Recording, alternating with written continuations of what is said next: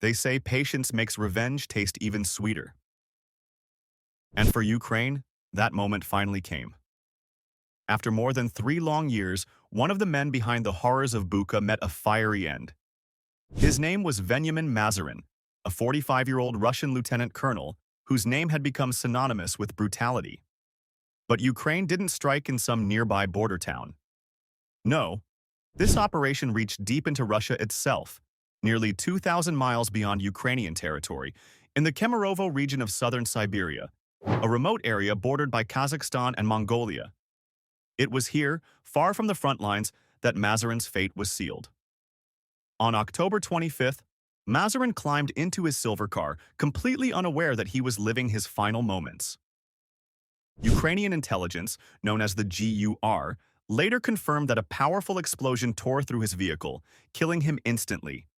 The agency shared footage of the operation on its Telegram channel, showing Mazerin driving moments before the blast. In the clip, an unseen figure stands by the roadside, remote detonator in hand, waiting for the perfect second. And then, a blinding flash of fire ends the story of one of Bucha's most notorious figures. The GUR didn't just announce the hit. It released a detailed report outlining Mazerin's role in the Bucha massacre of early 2022, one of the darkest chapters of the war. Ukraine made its message unmistakably clear. Justice may be slow, but it always arrives. And this was only the beginning. It happened on October 25th, 2025. A sudden flash, a thunderous blast, and the end of a man long tied to one of the darkest stains of the war. The explosion tore through a car in Russia's Kemerovo region, driven by Veniamin Vladimirovich Mazerin, a police lieutenant colonel born in 1980. He served with the Oman Obereg unit of the Russian National Guard, a name that, despite meaning amulet in English, had become synonymous with terror for Ukrainians. Obereg wasn't just any military group.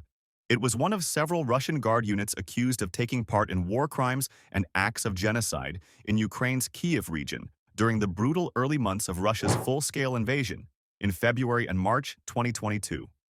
The Prosecutor General's Office of Ukraine opened criminal cases against its servicemen, supported by eyewitness testimony and mounting evidence of atrocities that shocked the world. By April 2022, Ukraine's military intelligence, GUR, had already identified many of the Obereg fighters by name, including Mazerin, marking them for future accountability. The agency vowed that every individual involved in the crimes against the Ukrainian people would eventually face justice. And on that October morning in 2025, one of those names was crossed off the list. When Russia first launched its invasion, the Kremlin's forces surged across multiple fronts, from the east into Donetsk and Luhansk, and from the north through Belarus, pushing toward Kiev itself. Long convoys of armored vehicles rolled into Ukrainian territory, determined to seize the nation's heart. But between Belarus and Kiev lay a series of quiet towns and cities that would soon become battlefields. One of them was Bucha, a peaceful community of about 37,000 residents, virtually unknown outside Ukraine before the war. By the end of April 2022, that name, Bucha, would be burned into global memory as a symbol of horror and loss. As Russian artillery thundered over Bucha, the small city was slowly crushed under relentless fire. Highways were seized, routes were cut off, and by March 12th, the inevitable happened. Bucha fell under Kremlin control. For the residents trapped inside, life quickly turned into a nightmare. But Ukraine wasn't about to abandon the city. Its forces regrouped, planned a daring counterattack, and by the end of March 2022, they had driven the Russians out. The blue and yellow flag rose again over Bucha, a hard-fought victory that, for a fleeting moment, felt like hope. Then came the silence. And in that silence, the truth began to surface. As Ukrainian troops moved through the shattered streets, they found scenes that no one was prepared for. Early reports had already hinted that Russian soldiers had been targeting civilians, shooting at cars, trapping families in their homes, even forcing locals to handle the bodies of the dead. But the real scale of it was beyond imagination. On February 27th, the very first day of fighting, A local journalist described Russian troops firing on a civilian vehicle, killing one man and wounding another. A week later, on March 4th, another story broke hearts across the country.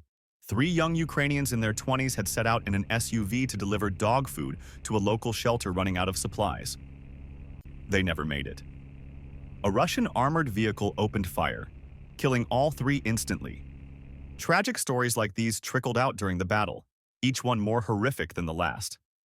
But when Ukrainian forces finally retook Bucha and cameras rolled through the city on April 1st, the world saw the full horror. Streets littered with bodies, mass graves filled with men, women, and children.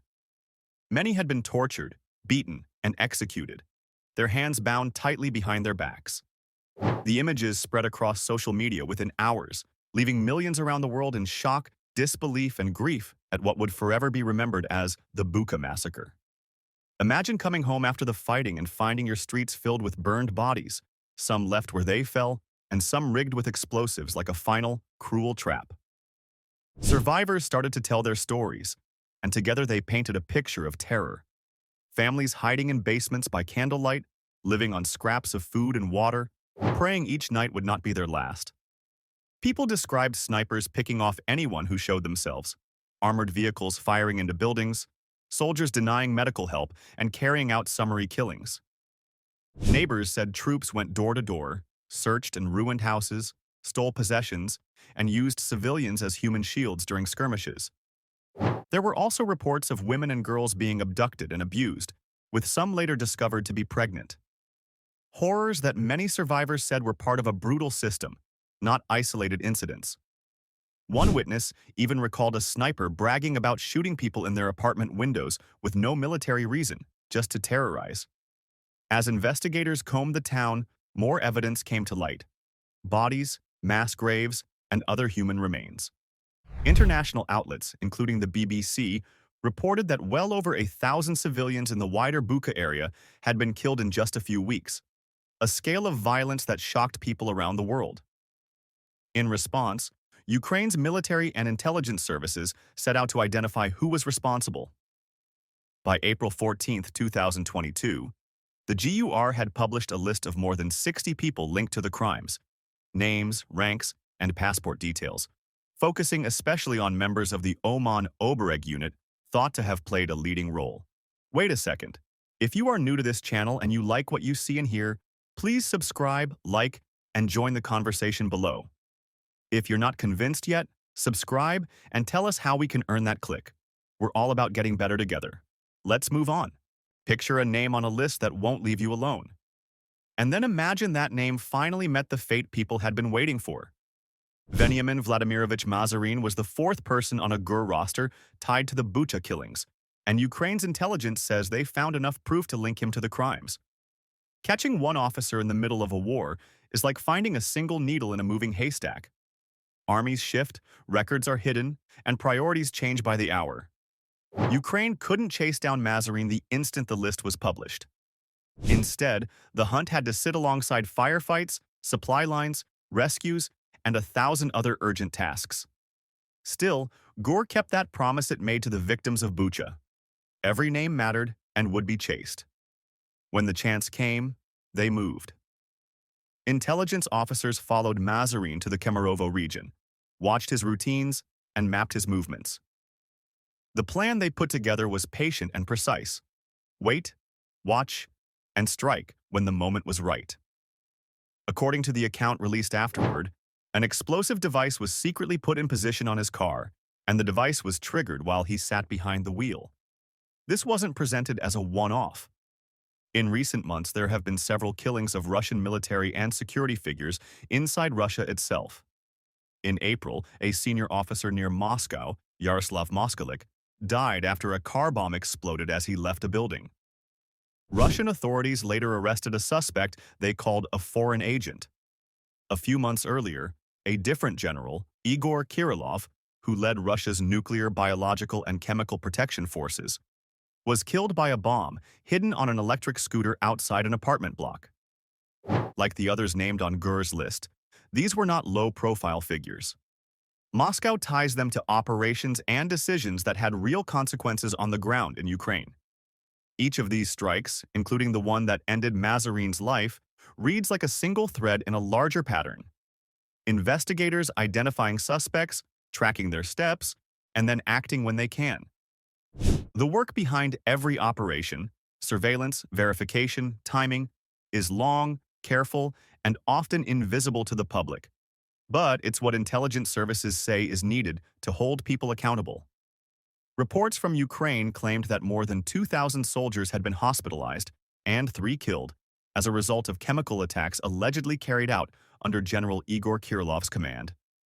He oversaw Russia's chemical, biological, and nuclear defense forces, and according to Ukrainian intelligence, he had authorized the use of chlorpyrifos, a choking gas banned under international law. As with previous operations, Ukraine's agents didn't rush. They waited, planned, and struck when the opportunity came. The Security Service of Ukraine, SBU, later took credit for Kirillov's assassination, calling him a war criminal and a legitimate target.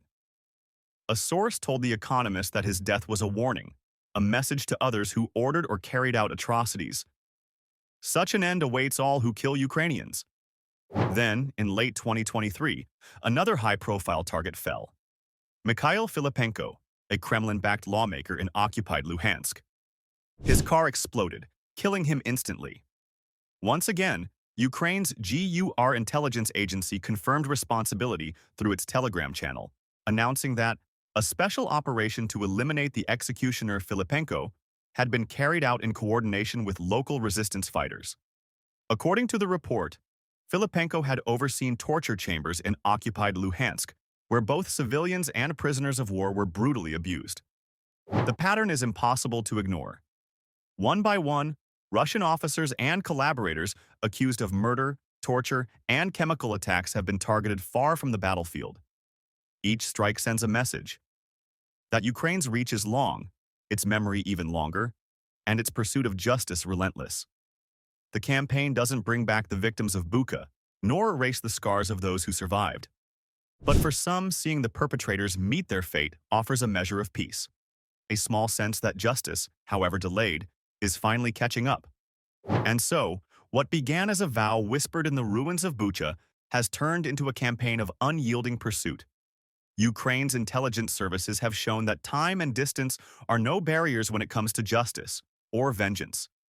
From the heart of Siberia to the occupied cities of Luhansk and the streets of Moscow, those who once believed they could act without consequence are learning that their pasts can and will find them. Each strike may be just one act in a long and painful reckoning, but together they serve as a reminder. Atrocities don't fade into history when the victims still remember. For Ukraine, the message is clear. The war may be fought on many fronts, but the fight for accountability will never stop until every last name on that list is crossed off. Thanks for making it this far. It means you like what we do here at Eurobulletin. We will appreciate if you took 5 seconds to like, subscribe, and leave a comment on your views regarding the topic. See you tomorrow for another video.